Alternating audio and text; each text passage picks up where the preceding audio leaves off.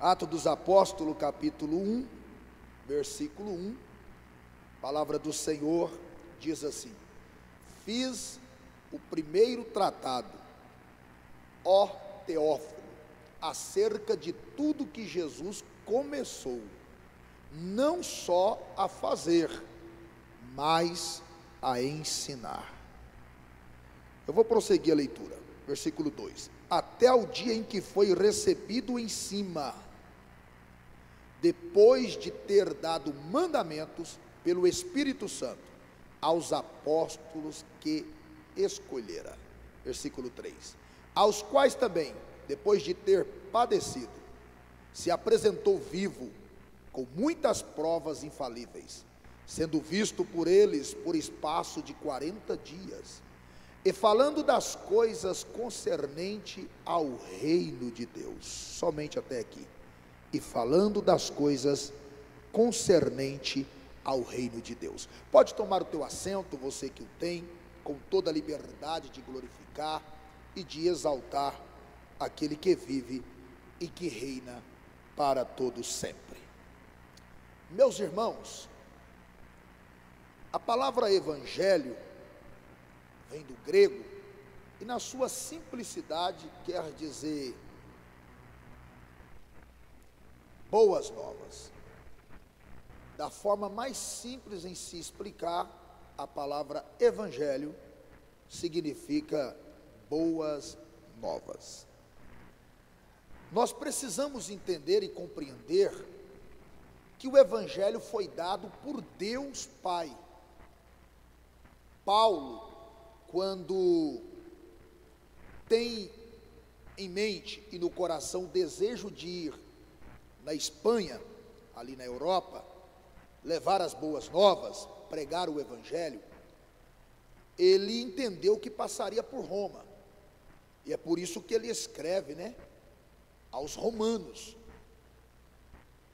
subentendendo que para chegar na Espanha ele passaria por Roma, e uma vez que em Roma havia a igreja do Senhor Jesus Cristo, Paulo então envia essa carta e ele pede aos líderes oportunidade de compartilhar os dons que Deus lhe deu. Ele queria fazer ali uma parada, cooperar, ter uma oportunidade, quem sabe para louvar, para pregar e se comungar com os irmãos. Aí na apresentação que ele faz, ele mesmo, nos primeiros versículos do capítulo 1 aos Romanos, ele afirma aos irmãos de Roma que o evangelho foi dado por Deus nosso Pai, ou seja, o evangelho é de Deus Pai. Aí nós entendemos que uma vez que o evangelho significa boas novas, desde o início, desde o Antigo Testamento, Deus preparou as boas novas àquele que precisa ouvir uma palavra de vitória. Já no Éden, na queda do homem, Deus anuncia uma boa nova, dizendo: da semente da mulher nascerá aquele que pisará na cabeça da serpente. Na época dos patriarcas, Deus disse que da descendência de Abraão viria a bênção para todas as demais nações da terra. Então, Deus, por meio dos profetas e dos patriarcas, ele anuncia o evangelho em forma de boas novas. Já no Novo Testamento, Deus fala através dos apóstolos o cumprimento dessas boas novas que foram anunciadas pelos profetas e patriarcas no Antigo Testamento.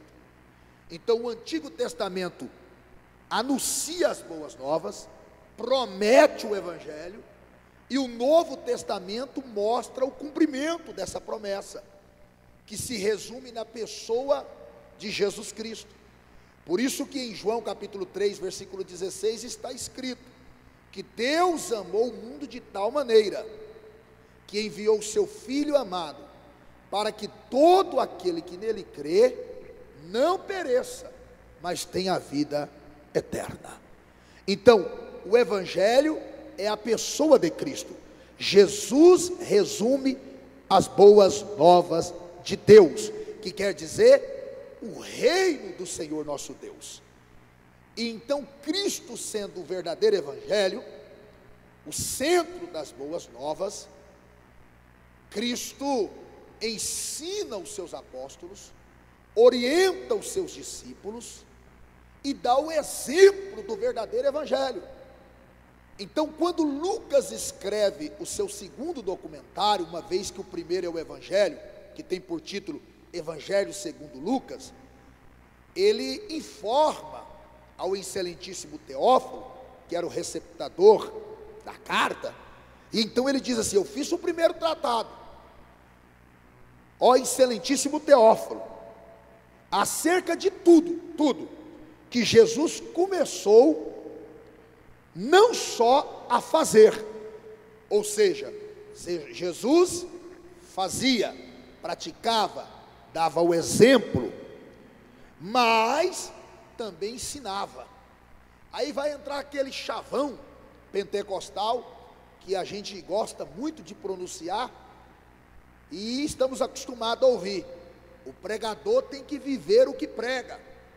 Mas aí Jesus aqui mostra para nós, não desmerecendo tal verdade, porque literalmente o pregador tem que viver o que prega, mas Jesus também traz a nós, através da sua palavra, que quem ensina, quem prega, quem profere as boas novas, também tem que viver o que ensina, prega, e quem aprende, quem escuta, quem ouve, também tem que colocar em prática.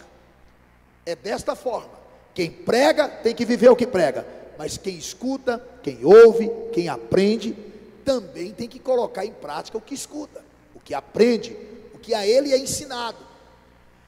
E automaticamente, a gente, quando se trata de evangelho pleno, evangelho verdadeiro, que é o evangelho que confronta, às vezes pronunciamos errado, às vezes a gente usa a expressão: o evangelho verdadeiro, ele confronta o pecado. Mas quando você estuda, o evangelho não confronta o pecado, o evangelho condena o pecado, ele confronta o pecador, porque as boas novas condena literalmente o pecado, mas ama o pecador. Então não é confrontar o pecado já está condenado pela palavra de Deus. Pecado, é abominável aos olhos de Deus. Agora, o pecador, Deus ama, e Deus confronta com qual objetivo?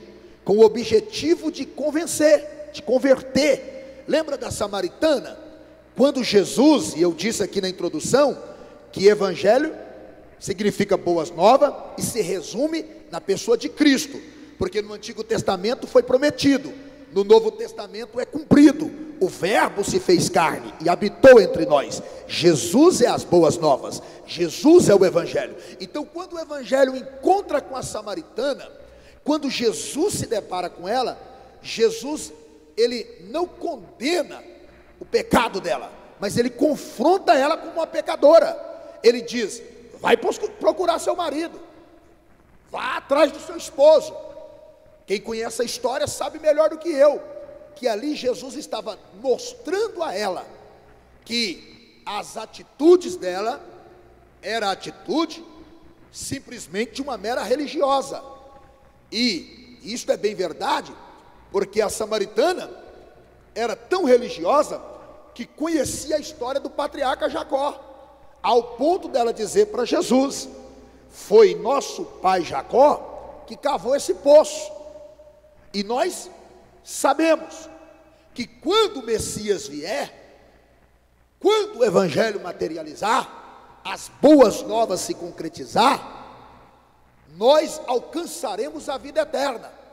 Então Jesus, que é o evangelho, confronta ela, chamando-a para o arrependimento. Vá buscar o seu marido.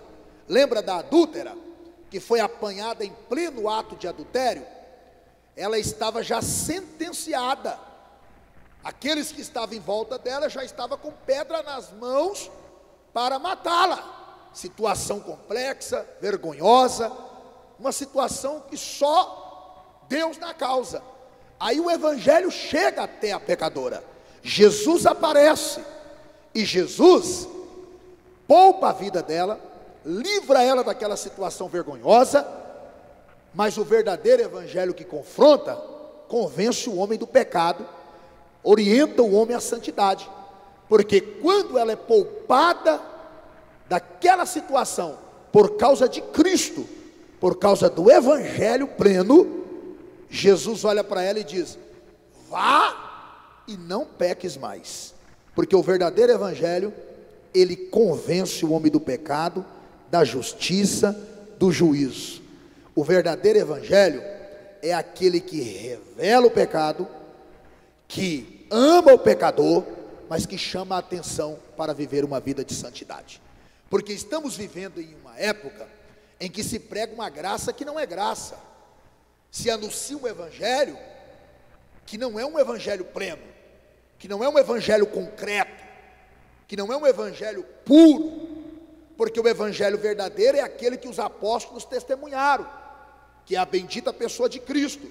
Por isso a igreja comprada e lavada com o sangue de Jesus Cristo, independente de uso e costume, ela tem como pilar a doutrina dos apóstolos, que são testemunhas reais do cumprimento da promessa do Antigo Testamento, que é Jesus Cristo, o Filho de Deus, o evangelho verdadeiro. Paulo fala sobre isso na sua carta aos Romanos. Eu falei um pouquinho desta verdade, e agora eu quero chamar a sua atenção para que possamos entender que esse evangelho pleno não necessita de maquiagem, de filtro. Quem trabalha com rede social, gosta de rede social, há de convir comigo que é normal, é natural tirar uma foto, postar de selfie, e você, antes de divulgar, fazer aquela imagem passar por um filtro, para tentar melhorar a aparência.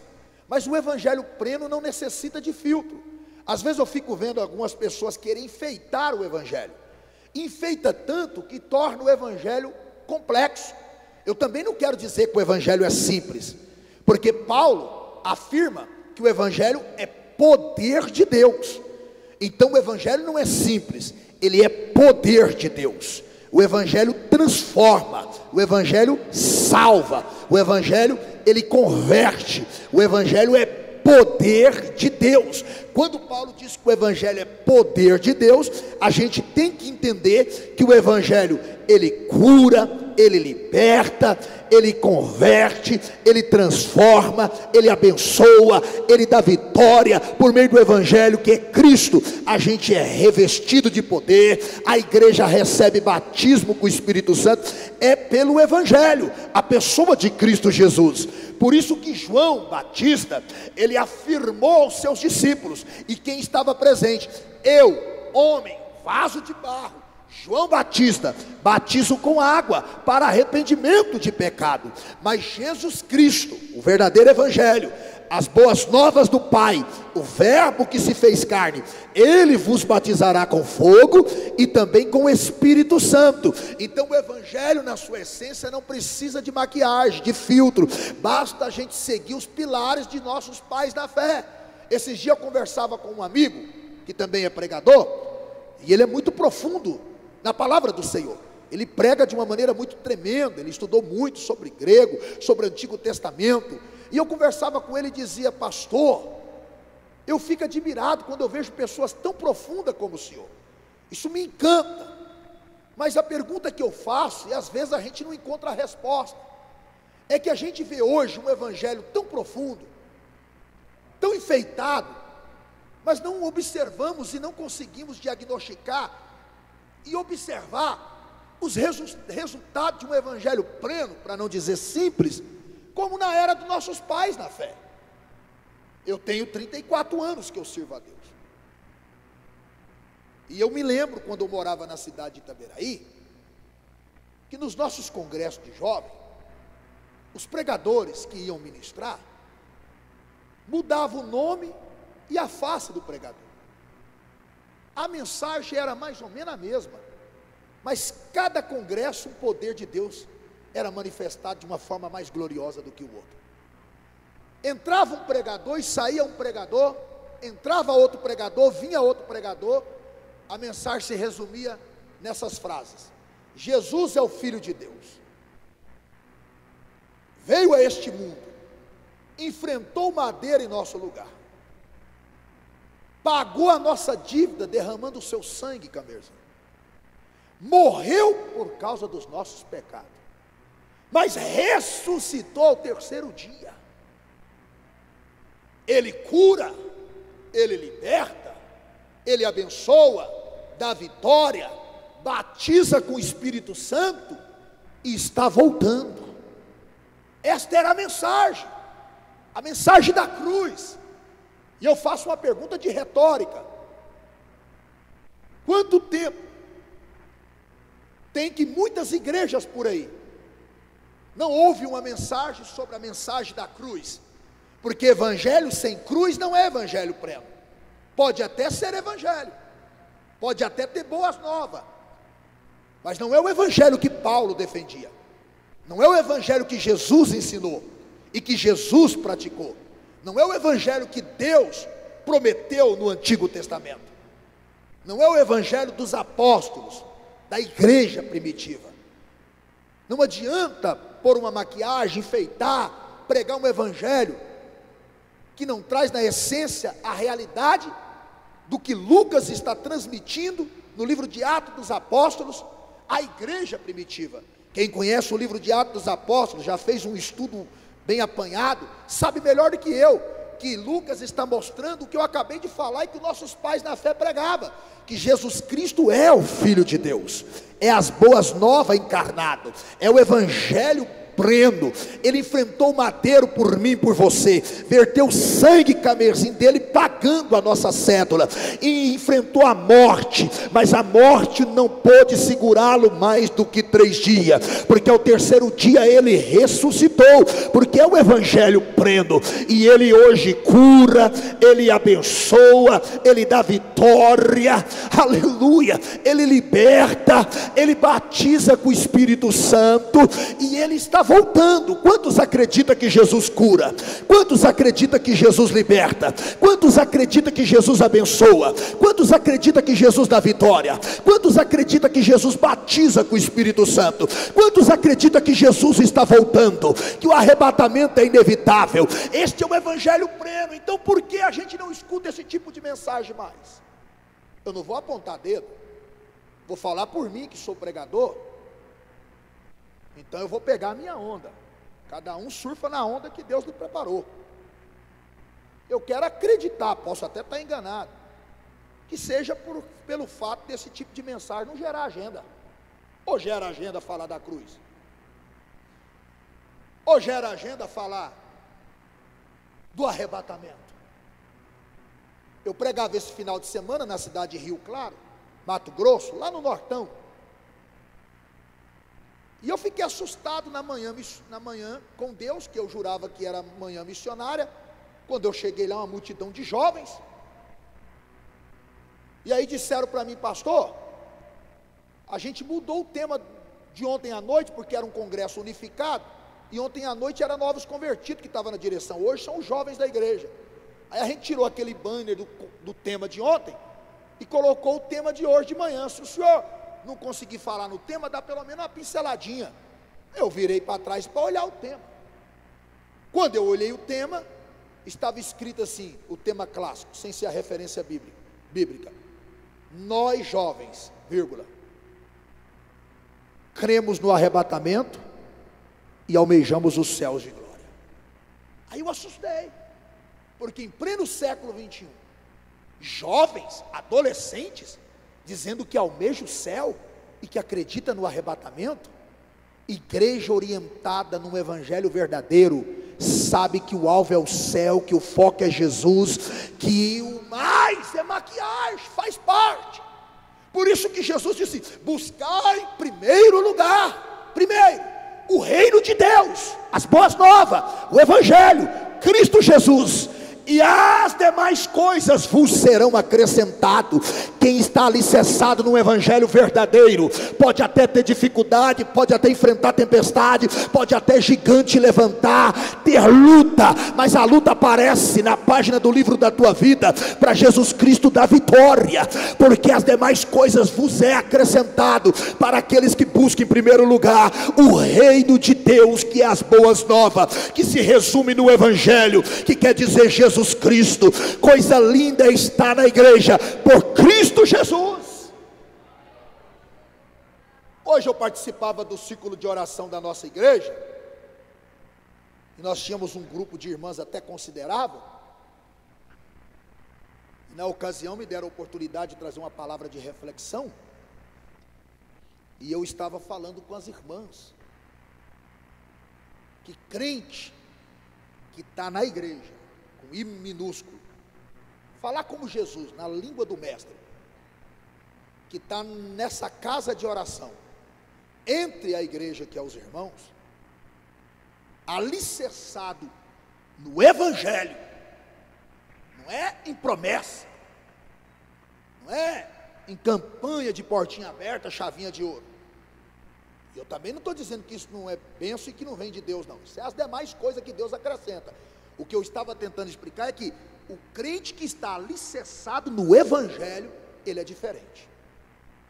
E é notório. Você conversa com esse cidadão, 5 minutos, você já consegue observar que é um crente alicerçado no evangelho. Porque crente alicerçado no evangelho é diferente, porque ele está em Cristo Jesus. Os pilares dele é a base da doutrina dos apóstolos. Ele não tem tempo para as demais coisas. Automaticamente ele não vai dar brecha para alguns detalhes da vida. O grupinho, o me disse, deixou de me dizer, o pastor não me visitou, eu estava doente, ele nem sabia. Mas é claro que não sabia também, você não avisou, e pastor nenhum tem bola de cristal. Inclusive, com a permissão do pastor Abigail Filho, eu falei para as irmãs hoje de manhã, falei assim, a gente não sabe quem não pode vir no culto por falta de condição. Quando eu falei isso, a maioria das irmãs que estavam no ciclo de oração disse que não pode estar no culto à noite por falta de locomoção. E realmente, para uma senhora de idade, é mais difícil mesmo locomover à noite. E eu falei, eu não sabia. Por certo, nenhum pastor sabia, porque nenhuma das irmãs comunicou. E sabendo, eu fui o primeiro a prontificar, a trazer e levar em casa.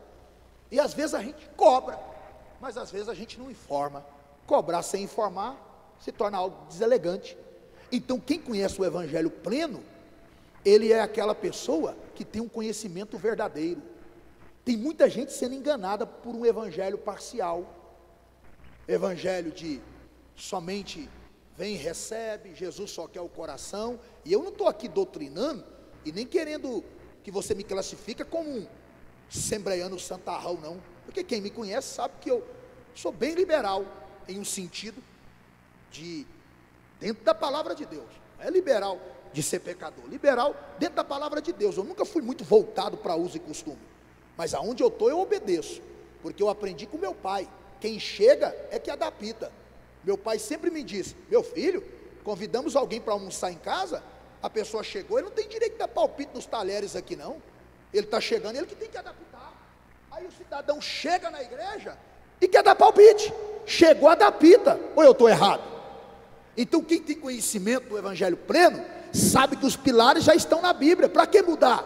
Já está na doutrina dos apóstolos, já foi orientação bíblica. Evangelho converte, evangelho confronta, não o pecado, pecado já está condenado. Evangelho confronta o pecador, para poupar ele de uma desgraça, de um fracasso, tal como a adúltera, e dizer para ela assim, você está livre, está perdoada, mas não peca mais, vive uma vida de santidade, procura se consertar, seja diferente, faz igual a samaritana, encontrou com Jesus, saiu do poço de Jacó tão convertida, que a primeira coisa que ela fez foi anunciar as boas novas, para aqueles que conviviam com ela, ao ponto do texto fazer a gente entender que ela ganhou a vila inteira para Jesus. E às vezes a gente fala que conhece o evangelho, e sequer dá testemunho de crente, tão pouco, entra ano e sai ano, não ganha um para Jesus. Jesus não só começou a ensinar, pregar é fácil demais, Esses dias, uma irmã da nossa igreja falou: pastor Wendel, tem tempo que o senhor não prega na igreja nossa, por quê? O senhor não está gostando de pregar mais não? Eu falei: o que eu mais amo é pregar, eu gosto mais de pregar, mas na minha igreja onde eu congrego, eu aproveito a oportunidade para sentar, para ouvir, para aprender, ué. E aí quando eu saio daqui e vou para outra igreja, eu prego. E acho bom isso, porque na nossa igreja tem pregadores e ensinadores de excelência, eu aprendo muito aqui. Falo isso sem rasgar seda, eu aprendo muito nessa casa de oração. Mas o que a irmã quis dizer é o seguinte: pastor Wendel, o senhor não está gostando de pregar? Não, é claro que eu gosto de pregar, eu amo pregar, mas a questão é, pregar não é fácil não, só quem é pregador sabe da responsabilidade, mas eu digo que pregar é mais fácil do que viver, do que colocar em prática. E Lucas está dizendo que Jesus não só começou a ensinar, mas também a fazer. Reflita consigo mesmo: você só tem aprendido ou você tem colocado em prática? O verdadeiro evangelho confronta, e com boas intenções de fazer a gente sair daqui diferente. Não é apontar o dedo para você ficar constrangido, ou depois sair emburrado: o pregador jogou indireta, o pregador também pregou uma mensagem dura. Não. O evangelho pleno confronta para mudar a nossa vida, para nos fazer chegar mais perto de Deus, estarmos mais próximos do céu. Não dá para brincar de oba-oba, esse negócio de mundo gospel, um evangelho fácil, uma graça que tudo pode. Isso não existe à luz da Bíblia, isso é coisa dos homens, é evangelho falível. O evangelho não é do homem, o evangelho é de Deus. Paulo disse aos Romanos, capítulo 1, versículo 1 a 8, é só você ler em casa. Paulo disse: o evangelho é de Deus, o evangelho não é de homens, o evangelho não é de religiões, o evangelho é de Deus. É um evangelho que confronta, mas é um evangelho que perdoa, que salva, que converte, que transforma, que muda a história. É um evangelho pleno, é o evangelho de Cristo. Este é o verdadeiro, esse é o verdadeiro evangelho, evangelho puro, que provoca santidade. Um evangelho que não provoca santidade, que evangelho é esse? Que evangelho é esse? Eu faço até questão de ler, eu marquei aqui, sim, estou concluindo, chefe, antes dos 5, eu marquei aqui, preste atenção, versículo 7, capítulo 1 da Epístola aos Romanos: a todos os que estão em Roma, amados de Deus, chamados a serem santos. É isso que Paulo está dizendo, quando ele começa no versículo 1, informando que quer compartilhar com eles o evangelho, as boas novas. Aí ele conclui a sua saudação dizendo: a todos amados de Deus, que foram chamados para serem santos. Amados, pode até ser atraente esse evangelho do oba-oba lá fora, mas por favor, esse não é o evangelho que conduz aos céus. Eu vou repetir, e desculpa por ser plurífero: o evangelho do oba-oba lá fora pode até ser atraente, mas não é o evangelho que vai conduzir aos céus de glória. Não resume na pessoa de Cristo. Esse negócio de que Deus só quer o coração, mentira. O meu e o seu corpo é templo e morada do Espírito Santo. Que esta palavra possa ter confrontado nós outros, e possa nos auxiliar, com a ajuda do Espírito Santo, a levarmos a sério a palavra de Deus, a vivermos o evangelho da forma correta, que é o evangelho verdadeiro. Eu quero orar por você, sentado como você está. Abaixa a sua cabeça, por favor. Pai, que o teu Espírito complete a boa obra. Fale com mais precisão do que esse simples vaso de barro. Nós precisamos seguir o teu exemplo, pregar e viver o que pregamos, ouvir, aprender e colocar em prática este evangelho puro que é Jesus Cristo, porque nós não duvidamos, ó Senhor, que este evangelho é poder, poder para curar. E se alguém está enfermo, no poder que há neste evangelho, Aonde houver alguém me ouvindo doente, na autoridade do nome de Cristo Jesus, eu ministro saúde sobre esse corpo agora. Eu repreendo toda dor alojada. Receba pelo poder que há no Evangelho a tua cura. Receba pelo poder que há no Evangelho a libertação de toda a opressão maligna sobre a tua casa e a tua família.